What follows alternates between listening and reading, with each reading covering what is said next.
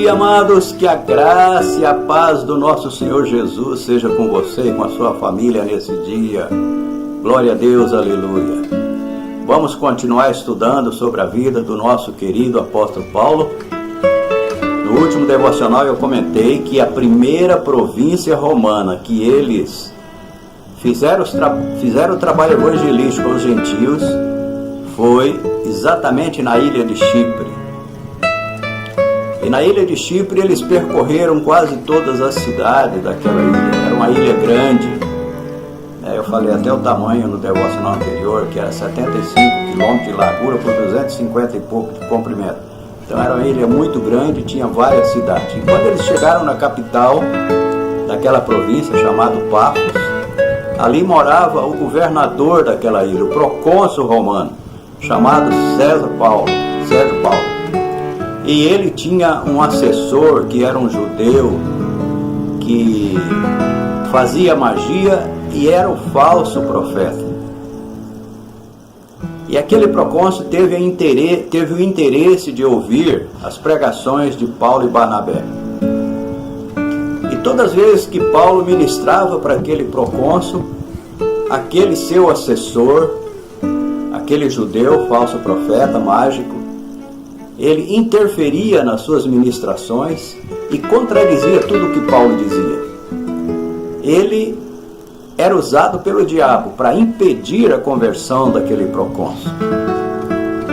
E as coisas marcantes que ficaram nessa primeira província foi exatamente quando Paulo olhou firmemente para aquele falso profeta e profetizou de que ele ficaria cego. E ele ficou cego de imediato. E isso foi um dos motivos que levou aquele procônsul a se converter genuinamente ao cristianismo. Glória a Deus, aleluia. Eles saíram daquela província de Chipre e foram para uma outra província, a segunda província que eles foram visitar nessa primeira viagem missionária. Foi a província de Panfilha. E lá em Panfilha, a maior cidade daquela província era Perge. E eles chegaram em Perge, ficaram por alguns dias ali e em seguida foram para uma outra cidade chamada Antioquia. Não é Antioquia da Síria, mas Antioquia da Pisídia. Ela ficava no distrito daquela província chamada Pisídio. E lá sempre Paulo e Barnabé usavam uma estratégia para fazer os seus contatos com as pessoas dessas províncias. E o primeiro contato que eles faziam era exatamente indo à sinagoga dos judeus. Eles tinham essa estratégia de primeiro pregar aos judeus e depois aos gentios. E eles foram num sábado, no capítulo 13 nos diz isso, do livro de Atos. Eles foram num sábado ouvir as ministrações em uma sinagoga nessa cidade, chamada Antioquia da Pisídia. E depois que o líder daquela sinagoga ministrou, ele deu oportunidade para que as pessoas falassem. E ele deve ter olhado para os visitantes que estavam ali, Paulo e Barnabé, e pediu para que eles falassem alguma coisa para animar o povo. Mas para que ele deu essa oportunidade? Paulo não perdeu tempo.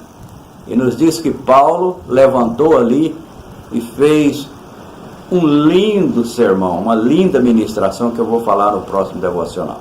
O que eu quero dizer para você, meu amado e minha amada, nesta manhã, é que nós como cristãos não devemos perder tempo. Nós temos que ter essa fome e essa sede que Paulo e Barnabé tinham de evangelizar as pessoas. E ele sentia o desejo no seu coração de falar da palavra de Deus, falar sobre Jesus para as pessoas. Eu te pergunto nesta manhã, será que você como cristão tem esse desejo ardente no seu coração também de falar da palavra de Deus para as pessoas que estão se perdendo, indo para o inferno? Será que você sente esse amor ardente no seu coração de falar de Jesus para as pessoas? Ou você está se retraindo e com vergonha de falar da palavra de Deus, de ministrar de Jesus para as pessoas. Reflita nisso hoje, nesse dia, ok? Um beijo no seu coração, Deus te abençoe e que Deus abençoe os seus familiares abundantemente nesse dia. Amém?